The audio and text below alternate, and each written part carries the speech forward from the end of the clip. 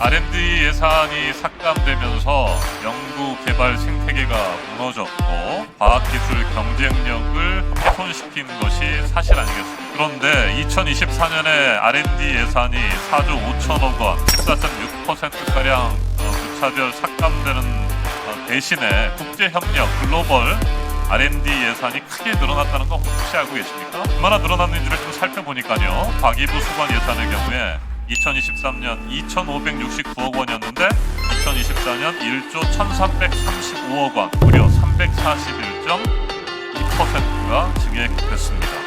기술 패권 전쟁 시대 글로벌 R&D 협력 굉장히 중요하죠. 그래서 예산을 제대로 세웠다고 한다면 잘한 일이라고 칭찬받아 마땅하리라고 생각합니다. 근데 문제는 윤석열 정권이 원칙도 없고 충분한 준비와 계획도 없이 글로벌 R&D 예산을 삭감했다라고 하는 것입니다.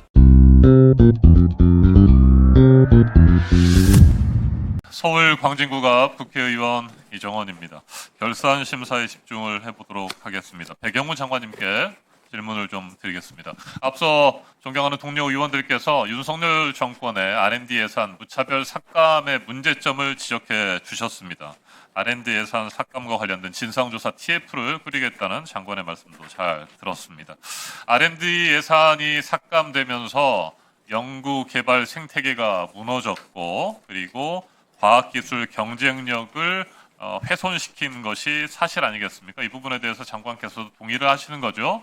네, 동의합니다. 그런데 2024년에 R&D 예산이 4조 5천억 원, 14.6%가량 무차별 삭감되는 대신에 국제협력, 글로벌 R&D 예산이 크게 늘어났다는 거 혹시 알고 계십니까? 네, 알고 있습니다. 네, 얼마나 늘어났는지를 좀 살펴보니까요. 과기부 소관 예산의 경우에 2023년 2,569억 원이었는데 2024년 1조 1,335억 원, 무려 341.2%가 증액됐습니다.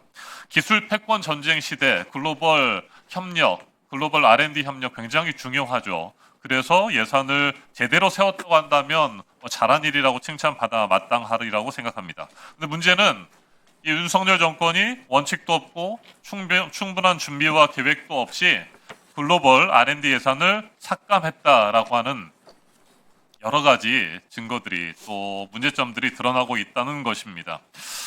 지난해 과기부의 국제협력 R&D 사업 예산을 좀 살펴보니까요. 이게 과기부 소관 예산이 1조 1,300억 원 정도가 늘어났어요. 앞서 말씀드린 것처럼 341.2%. 그런데 신규 사업이 9천억 원 가까이 8,972억 9,700만 원이 늘어났습니다.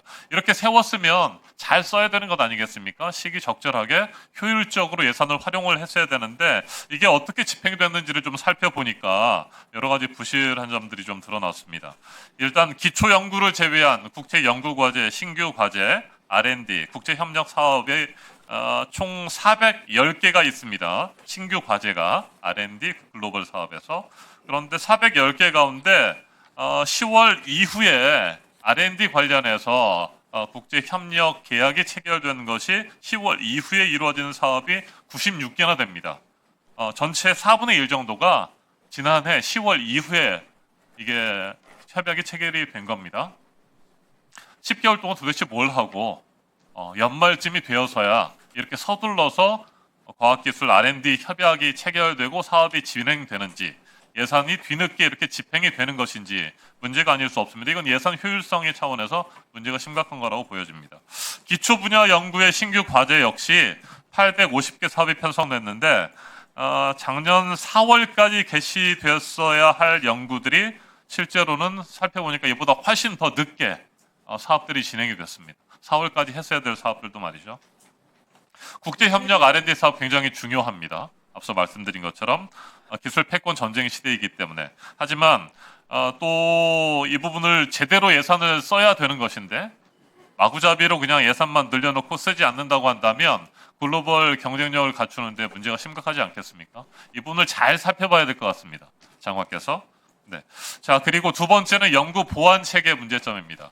인사청문회 당시에 제가 장관 후보자 당시에 질문을 드렸던 것이 미국 에너지부의 민간 국가 지정입니다. 그 당시에 제가 질문 드렸을 때가 한 3개월 정도가 지났고 지금은 4개월 정도가 훨씬 지났는데 아직까지 감감무소식이죠, 장관님. 어떻게 되고 있습니까? 네, 민간국가 해제를 위한 다각적인 노력을 하고 있는 상황입니다. 네. 지난번 에이펙 장관 회의 때 그 OSTP 미국의 크라치오스 실장이 방문을 했고, 그때 이제 그 과학기술 관련 논의 때 그 논의가 있었습니다. 그래서 지금 계속해서 강하게 좀 미국에 얘기를 하고 있는 상황입니다. 미국 측의 반응은 어떻습니까?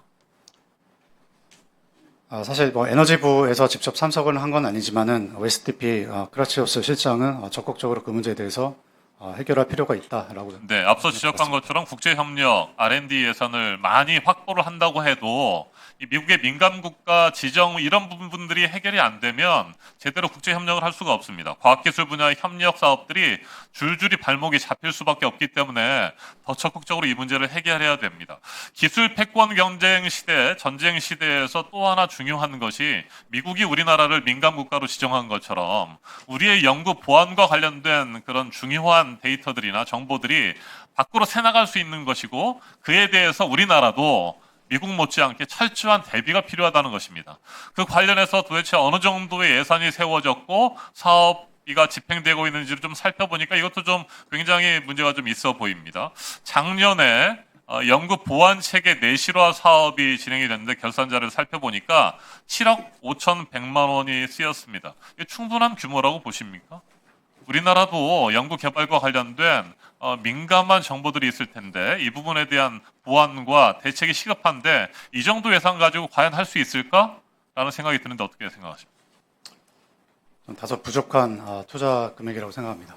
네, 제대로 보안 문제 살펴야 됩니다. 이거 잘못하면 우리가 애써서 막대한 R&D 예산 투입하고 글로벌 예산 확보하고 글로벌 협력을 진행한다고 해도 글로벌 협력 과정에서 민감한 우리의 중요한 정보들이라든지 데이터라든지 이런 것들이 빠져나갈 수 있다는 것입니다.